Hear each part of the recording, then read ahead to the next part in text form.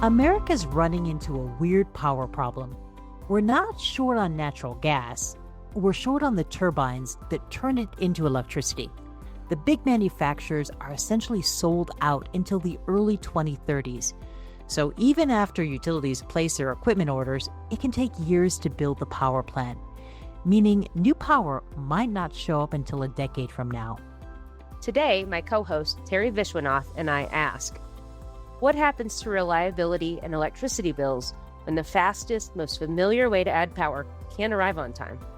Hello, I'm Tamara Reynolds, a managing director at CoBank, and we are joined by a respected expert on this topic, Tom Freeman. Tom is a former GE Vernova gas turbine executive turned gas turbine coach who offers us a rare inside view of what's driving today's turbine bottlenecks and what it means for the grid.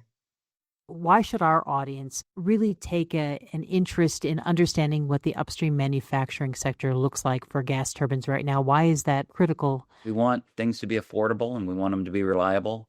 And gas turbines has been a big part of that. That's what really fascinates me about this whole situation we're in now. And it's 180 degrees from what we were saying, let's say 2018 or so.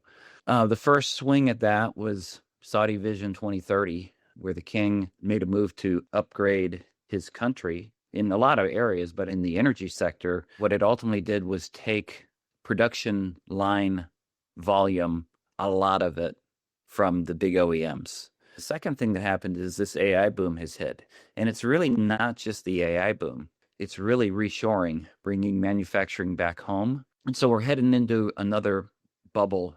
There's been 3 bubbles in the industry. 1965 to 75 was the first bubble. It followed the initiation of industrial gas turbines in 1949 as a success at Belle Isle, Oklahoma. And then in 1980, natural gas deregulation in the United States. After that, 95 through 2005, another 10-year bubble. We were making a crazy number of units in Greenville, where I was living at the time. Now we're entering into another one. Is it going to be 10 years long? It looks like it might be more like 15. Here's what's challenging about that. If you can divide the gas turbine industry up, you've got new units that are being built. You've also got existing units that are now 20, 30 years old that are coming up for renewals of equipment. So you got 2 there. You got a third one, you've got aerospace. Those are gas turbines. So you have 3 portions peaking at the same time. Raw material rise, we have a problem. Casting and forging houses are overrun, and then craft labor. We don't have the people. All of the big OEMs are busy trying to figure out a way to pump more through their factories. It's super challenging. How should people be thinking about how this stacks up and what that actually looks like from start to finish? How can they be penciling that out to see what real time would be to get something, from an initial decision all the way to actually running and operating? GE and Siemens and MHI, they're the big 3. Those guys are really selling 2031, 2032 now. Now, one of the, EPCs construct these sites. Those guys are saying, hey, we used to take us 12, 18 months to do this. It's now going to take us 3 to 4 years. So it's not going to make a kilowatt until, let's say, 2034. You mentioned the big 3. 2/3 of global turbines are going to be manufactured by either GE Vernova, Siemens, or Mitsubishi, right? Yeah. Yes. And if we just look at the largest of that is your former employer, which is GE, and we take a look at the numbers from last year. So their backlog at year-end 2025 was 80 gigawatts, okay? Their manufacturing capacity expectation is 24 gigawatts in the next 2 years, right? So we're talking about multiples of the existing manufacturing capacity. How long does it take for us to consider expanding the manufacturing capacity for those existing plants? GE and Siemens have both announced massive expansions to their manufacturing, huge amounts of money. I would say that, each of them is going to at least 50 to 60% more units will get through those factories. But that's going to take some time. It's not going to just turn on a dime here. Units coming out of the factory will probably go from some number that maybe is 80-ish to some number that's like 130-ish type of number. But it'll be like that kind of jump. But we won't see that till 2028 or 2029. Hey, just to put a few numbers behind this, GE is investing nearly $600 million to expand U.S. manufacturing, and they're aiming for 20 gigawatts of annualized heavy-duty gas turbine production this year. Siemens will invest about $1 billion to ramp up manufacturing, with plans to expand their global production by around one-fifth.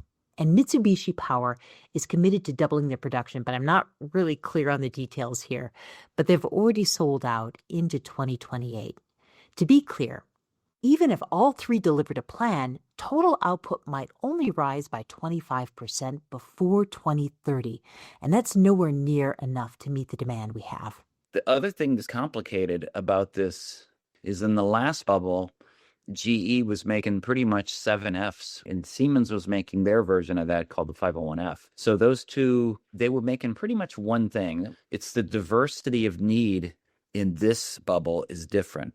They're having to make a certain size of unit for this manufacturing, this new manufacturing, the reshoring. That's a smaller unit. They're having to make units for the LNG industry, which is booming. That's a mid-range unit.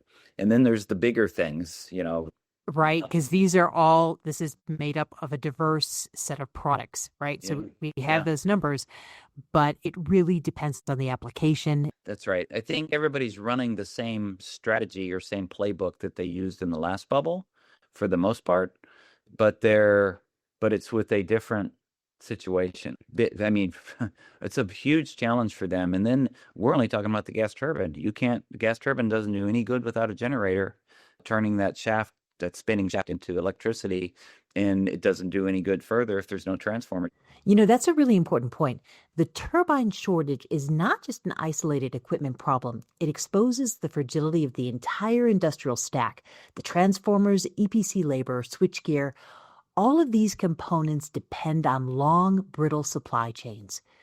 Turbines just happen to be where the pressure shows up first. So there's a lot of, hurdles here to get through this. And so a lot of creativity. So not just people trying to upgrade existing units. The other thing that's happening is refurbished units are become big.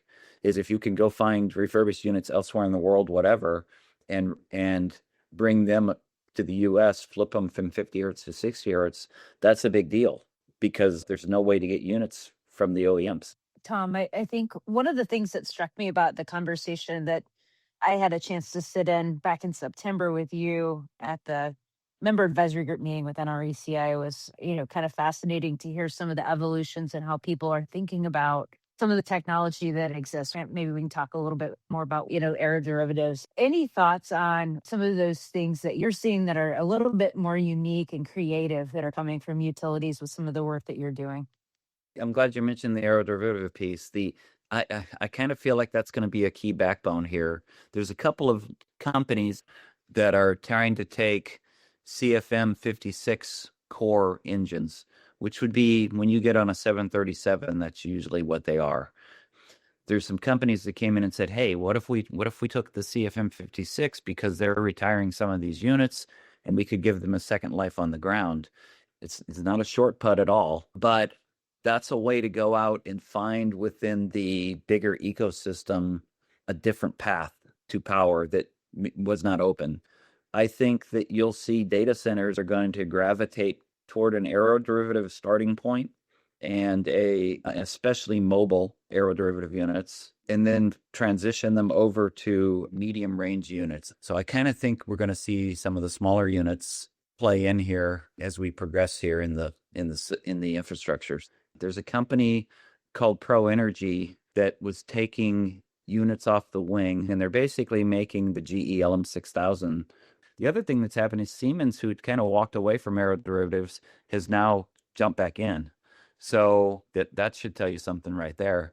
And then Mitsubishi already has the FT8s. We're seeing the Wall Street Journal article like how jet engines are powering data centers, which really speaks to this moment that we're living through, that we really need an all of the above solution. But is this a bridge, or is it a bridge based on the reality of where we're at, the inability to turn on a dime, and the fact that we have a resource crisis? Am I going to have to, down the road, then get back to a different solution? Yeah, I think one of the things people are thinking is, if I can have temporary power that's mobile that I can roll away and start another data center, I can do that while I wait for these units that are taking so long to come out. I think one of the things that happens with data centers is we hear a report that says, "Oh, we're going to build this 5 gigawatt data center." And we assume that we have to have 5 gigawatts on day one, or we assume that you got to have 5 gigawatts by year two. That's not how it's going to go.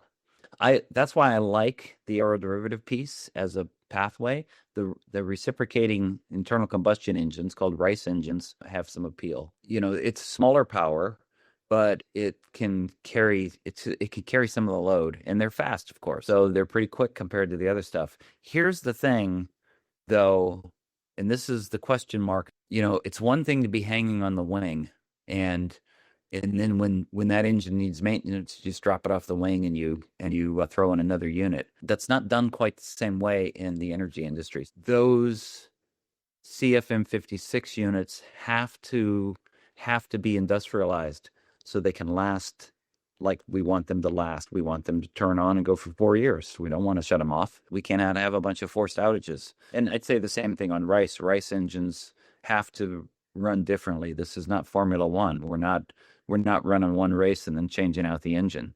That's going to go on for 4 years. We're going to have to learn fast to try to update some of the things we're doing. The problem is that this shift is creating a shadow power grid that brings severe climate, health, and logistical risks, right? One of the most visible examples of this is unfolding right now in Memphis, Tennessee, where more than 30 natural gas turbines are intended for daily use at the new Colossus data center. It is the industrial version of what homers might do when we get through a hurricane. Only in this case, some technology companies are planning to rely on off-grid gas for many years, not just through that emergency.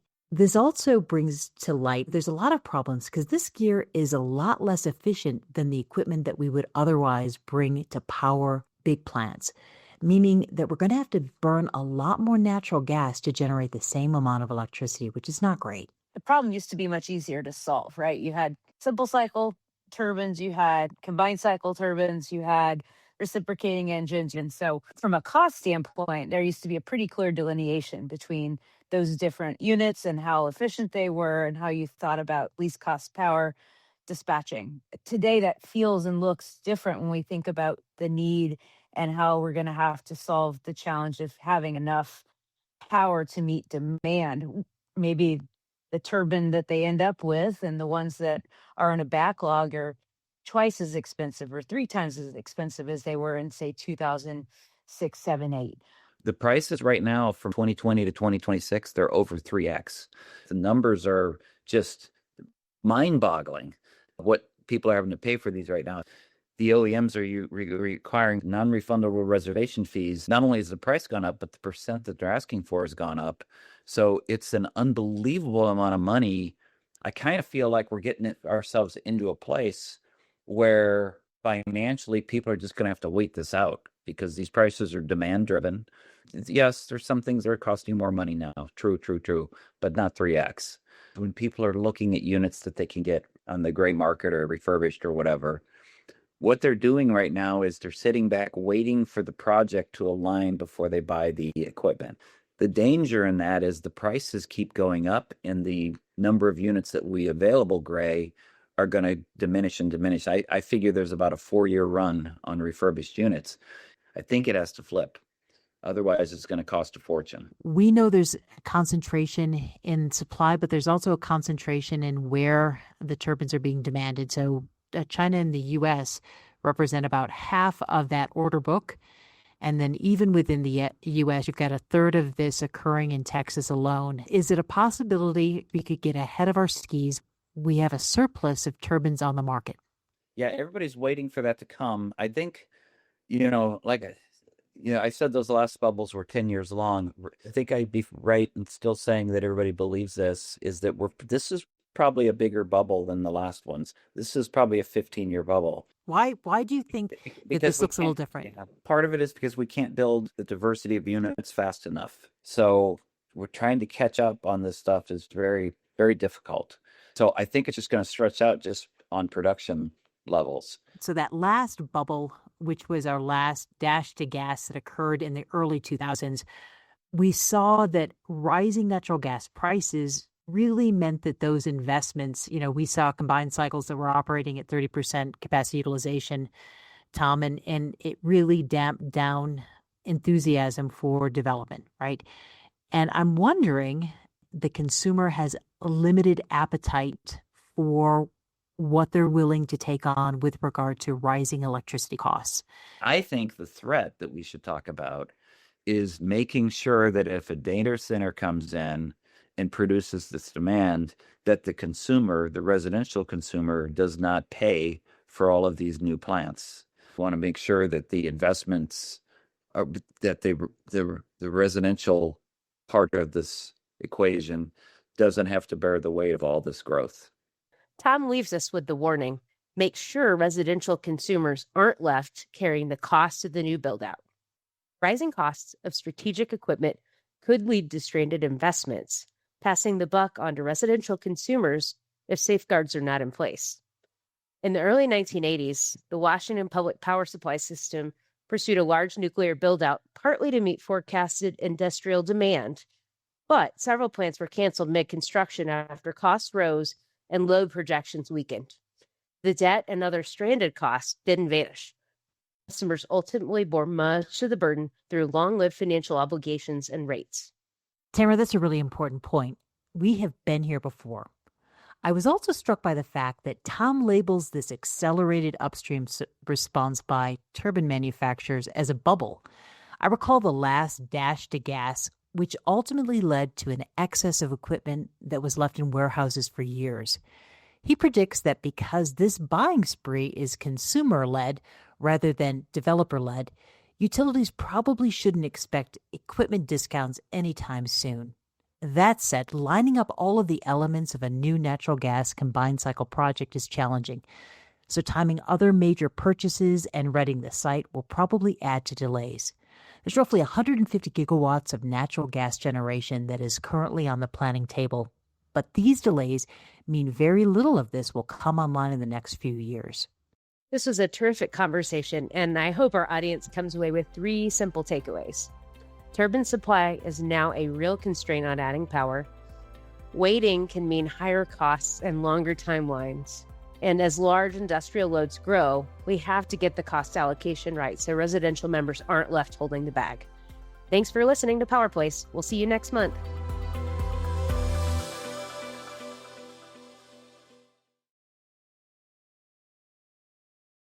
CoBank's PowerPlace podcast is intended for informational purposes only, and the information should not be used without CoBank's express written permission. The information provided in the podcast is not intended to be investment, tax, or legal advice and should not be relied upon by listeners for such purposes. The information contained has been compiled from what CoBank regards as reliable resources. However, CoBank does not make any representation or warranty regarding the content and disclaims any responsibility for the information, materials, third-party opinion, and data included in the podcast. In no event will CoBank be liable for any decision made or actions taken by anyone, person or persons, relying on information contained in this podcast.